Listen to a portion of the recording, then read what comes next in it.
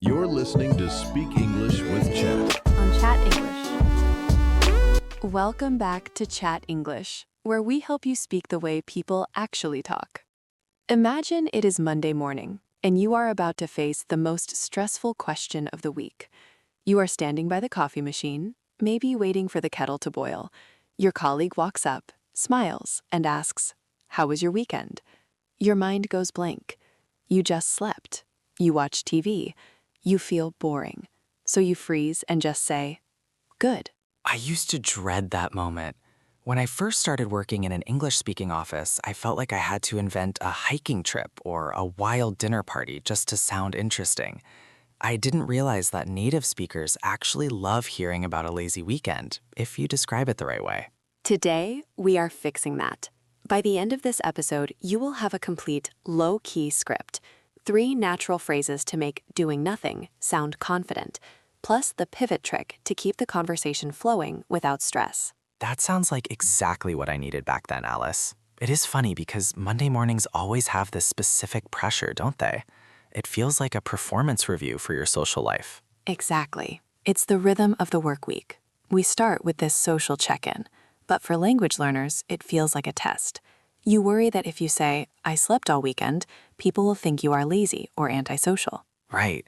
But the truth is, most people are actually jealous of a restful weekend. I remember once I told a colleague, I just sat on the couch for 2 days, and I expected him to judge me.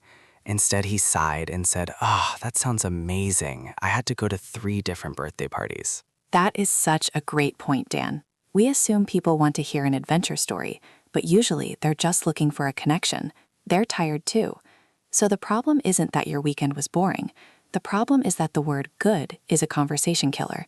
It gives the other person nothing to hold on to. It's like a wall. How was your weekend? Good. End of chat. Now we're just standing there watching the coffee drip in silence. Exactly. So today, we are going to learn how to open that door, even if you did absolutely nothing. We call this the highlight and pivot method. But before we get to the specific phrases, Dan, what does a typical lazy weekend look like for you these days? Oh, it's pretty simple. I usually wake up late, maybe around 10 a.m. I spend a long time drinking coffee and reading the news. Then I might do some laundry, watch a movie, or just nap. It's not exciting, but it's necessary. That sounds lovely. And notice how you described it just now. You said it's necessary. That's the key shift in mindset. You are not doing nothing. You are recovering. That is a powerful reframe. Recovering sounds productive. It sounds like I'm preparing for the week. Exactly. So let's listen to 2 versions of a Monday morning chat. First, I want to play the version we want to avoid. This is the apologetic, boring version. I will be the colleague, and Dan, you be the learner who is afraid to admit he did nothing. All right, I'm ready to be awkward. "Hey Dan, how was your weekend? Do anything fun?" No, not really. "Oh, okay, just relax then?" Yeah, just stayed home. Sorry. "Right. Well, let's get that coffee." Oof, that was painful. I could feel the energy leaving the room. It was uncomfortable, right? And notice what happened. You apologized. You said sorry for staying home. I did. It's a reflex. I felt like I failed the assignment of having fun. Exactly. Now let's try the low-key script. Same situation, you did the exact same things, sleeping and laundry, but this time use the vocabulary we are about to teach. Okay, let's try it. "Hey Dan, how was your weekend? Do anything fun?" I kept it pretty low-key, actually. I just caught up on some sleep and watched a few movies. It was exactly what I needed. Oh, that sounds so nice. I wish I had done that. Yeah, it was great. I feel totally recharged now. How about you? Did you get up to much? Wow, night and day difference. It really is. I felt confident saying it. I wasn't hiding the fact that I did nothing. I was owning it. Exactly. You owned it. And that confidence comes from 3 specific vocabulary changes. Let's break those down right now, because they are the core of this strategy. The first one that stood out to me was low-key. I use this all the time now, but I remember being confused by it at first. Yes, low-key is essential for modern English. In this context, I kept it low-key means you didn't do anything big, loud, or energetic. It implies relaxation and quiet. Exactly. It's the opposite of high maintenance or high energy. If you say, I kept it low-key, you're telling me I stayed home, I didn't go to a club, I didn't travel. But it sounds cool. It sounds like a choice. That's the important part. It sounds like a choice. You decided to have a low-key weekend. You weren't forced to be boring. You chose to be peaceful. I hear this phrase everywhere. Let's keep it low-key tonight. It was a low-key party. It is a very safe, natural way to describe doing nothing without sounding sad. Absolutely. So that is your first phrase to memorize. I kept it low-key. Try saying that to yourself right now. I kept it low-key. The second phrase I used was caught up on. I said I caught up on some sleep. This is a phrasal verb that does a lot of work. To catch up on means to do something that you haven't had time for recently. If you say, I slept, it sounds like a simple fact. But if you say, I caught up on sleep, it implies that you have been working hard, you were in a sleep deficit, and you responsibly fixed it. It paints a picture of a busy person taking care of themselves. You can catch up on sleep, catch up on laundry, catch up on reading. Exactly. It turns your chores into accomplishments. You didn't just do laundry, you caught up on chores. It sounds proactive. I love that. It makes me feel like a responsible adult instead of a couch potato. And then there was the third element, which might be the most important one for building connection. You said it was exactly what I needed. That phrase changes everything. It tells you how I felt about the weekend. Yes, this is the highlight part of our method. You are highlighting the emotional benefit. Even if the activity was boring, sleeping, the feeling was positive, restoration. When you say it was exactly what I needed, you are inviting the other person to feel happy for you. And they usually will be happy for you. Like you said earlier, everyone is tired. If I tell you I got what I needed, you feel a little bit of vicarious relief. Exactly. So let's put those three together. I kept it low-key. I caught up on activity. It was exactly what I needed. That is a foolproof formula. You can use that every single Monday for the rest of your life. You really can. And before we move on to the next step, I want to mention one tiny grammar word that makes a big difference here.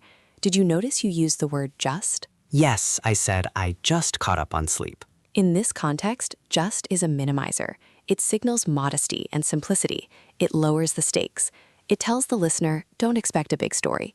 It manages expectations perfectly. It is funny how such a small word changes the tone. I caught up on sleep is a statement. I just caught up on sleep feels more casual, more conversational. Precisely. It softens the delivery.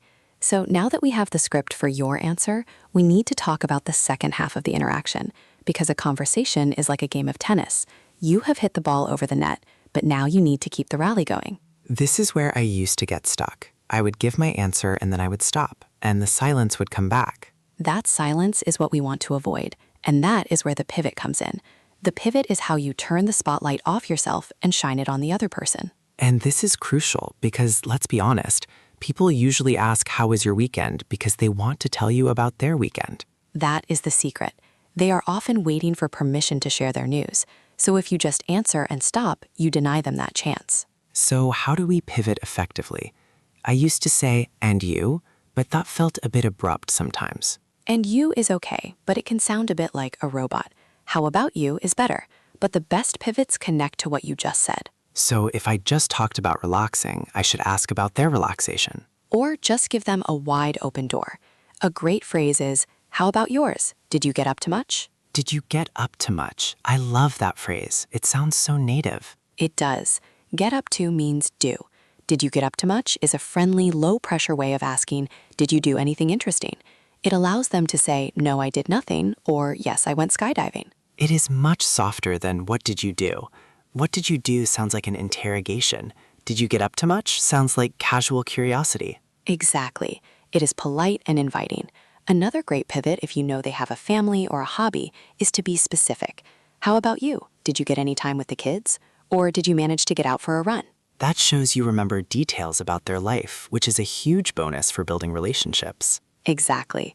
But if you don't remember details, the generic did you get up to much is perfect. So the full routine is answer with the low-key script, then pivot with a question. Let's hear it in action again. I will be the colleague, you be the pro who has mastered this routine. I am ready. Hey Dan, happy Monday. How was your weekend? It was great, actually. I kept it pretty low-key, just caught up on some reading and life admin.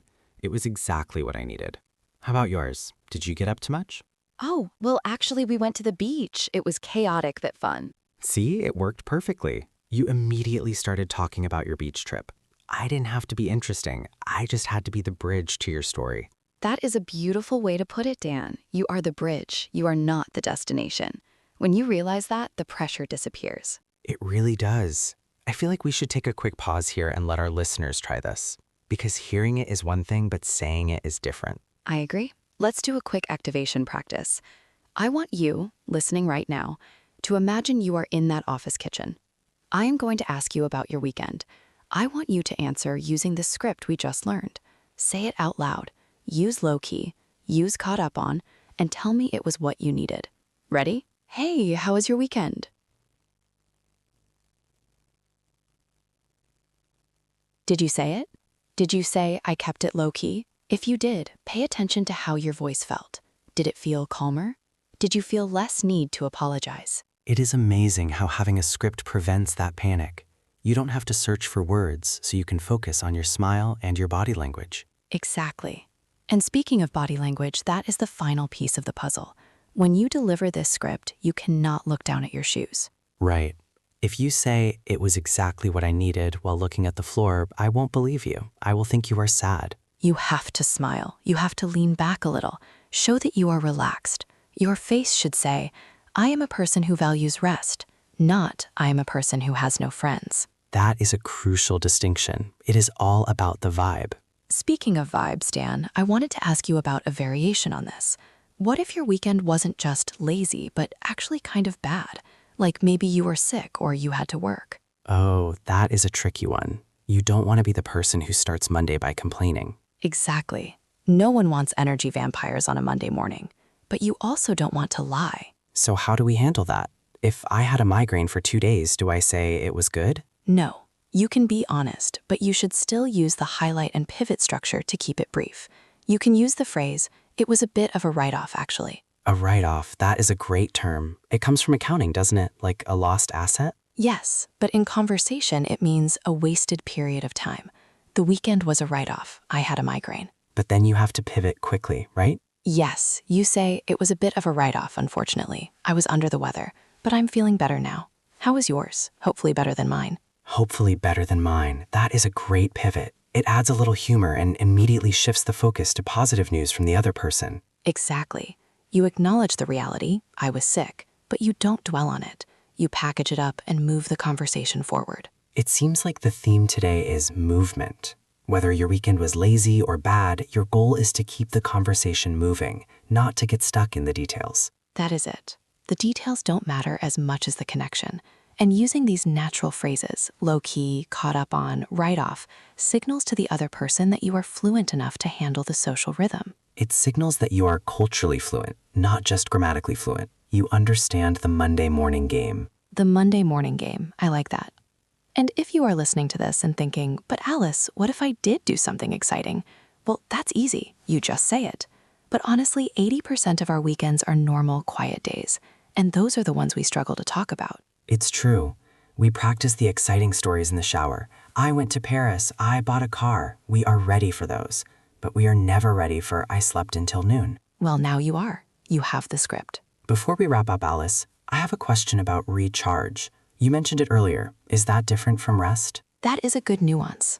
Rest is the action. Recharge is the result. You rest in order to recharge. Using the word recharge is great in a work context because it sounds purposeful. It tells your boss or colleagues, I am full of energy now. That makes sense. I rested sounds passive. I recharged sounds active. It sounds like a battery that is now back to 100%. Exactly. It frames your downtime as a strategy for success. I spent the weekend recharging. It sounds very professional. I'm definitely going to use that. I kept it low-key to recharge. Boom. Perfect answer. It really is. And if you are enjoying these practical tips for daily conversations, we would love for you to subscribe to the channel. We release new episodes every week that break down the specific awkward moments of English life, like how to interrupt someone politely or how to end a conversation when you need to leave. Those are lifesavers. I wish I had them years ago. So hit that subscribe button if you want to build your social survival kit. Now, let's do a quick review of the key vocabulary we covered today, just to lock it in. We started with low-key. Which means relaxed, quiet, and not high energy. I kept it low-key. Then we had catch up on. To do something you haven't had time for. I caught up on sleep. I caught up on my reading. Then the feeling phrase. It was exactly what I needed. Use this to frame your boring weekend as a positive thing. And finally, the pivot. Did you get up to much? A friendly, low-pressure way to ask, what did you do? And don't forget the minimizer. Just. I just relaxed. It lowers the stakes. Perfect. You have got the toolkit. Now, we have shared our routine for handling this question, but we want to hear from you. Yes, we want to practice this together in the comments. So here is your challenge for today. I want you to go to the comment section and tell us about your actual last weekend. But, and this is the rule, you have to use the phrase, I kept it low-key. Even if you went skydiving. Lie to us if you have to. Just practice the phrase. I kept it low-key and went skydiving. Well, maybe don't use it for skydiving, but if you had a normal weekend, tell us, I kept it low-key and blank. Fill in the blank. I will be down there reading them. I want to see how many people are catching up on sleep just like me. It is the best way to spend a weekend. Remember, speaking natural English isn't about having a fascinating life. It's about having the right phrases to describe the life you actually have. That is a relief to hear. You don't need to change your lifestyle. You just need to upgrade your vocabulary. Exactly. Keep building those healthy habits, keep listening, and don't be afraid of the silence on Monday morning. You know exactly what to say now. You've got this. Thanks for joining us, everyone. We'll see you next time on the Chat English podcast. Take care and have a low-key week. If you want to keep practicing your daily conversation skills, click on the next video where we talk about your morning routine vocabulary. It's the perfect partner to this one. See you there.